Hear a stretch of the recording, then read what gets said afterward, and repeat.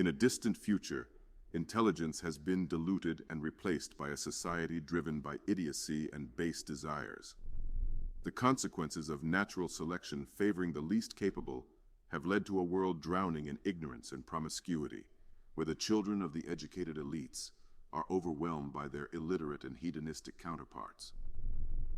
Amidst this cultural decay, Corporal Joe Bowers, an unremarkable soldier known for his averageness, and Rita, a prostitute desperate to escape her pimp's clutches, become unwitting participants in a top-secret military hibernation experiment.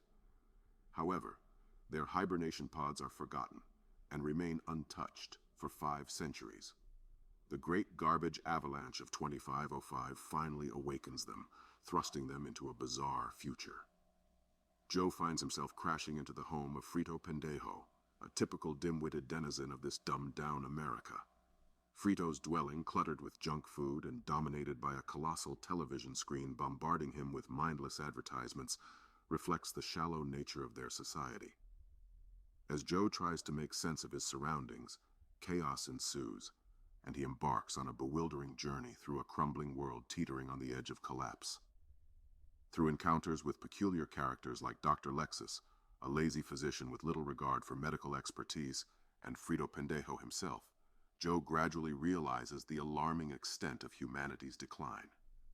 Faced with a crumbling infrastructure, mountains of garbage, and a society devoid of intellectual curiosity, he longs to return to the past and seeks a mythical time machine. As Joe and his newfound companions navigate this dystopian landscape, they stumble upon President Dwayne Elizondo Mountain Dew, Herbert Camacho, a charismatic but shallow leader. Recognizing Joe's exceptional intelligence, Camacho recruits him as Secretary of the Interior, tasking him with remedying the nation's food shortages, economic collapse, and other pressing issues. Surrounded by a cabinet of inept officials and scandalous politicians, Joe must confront the consequences of a society built on superficiality and misinformation. One of the primary problems plaguing their world is the dominance of Brondo, an electrolyte-rich drink marketed as a cure-all. The Brondo Corporation's deceptive campaign convinced people that water was obsolete, leading to catastrophic crop failures and food scarcity.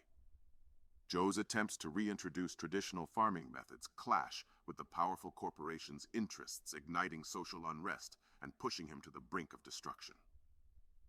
However, with the help of Rita's discovery of flourishing crops and Frito's last-minute act of redemption, Joe manages to expose the truth and rally the populace.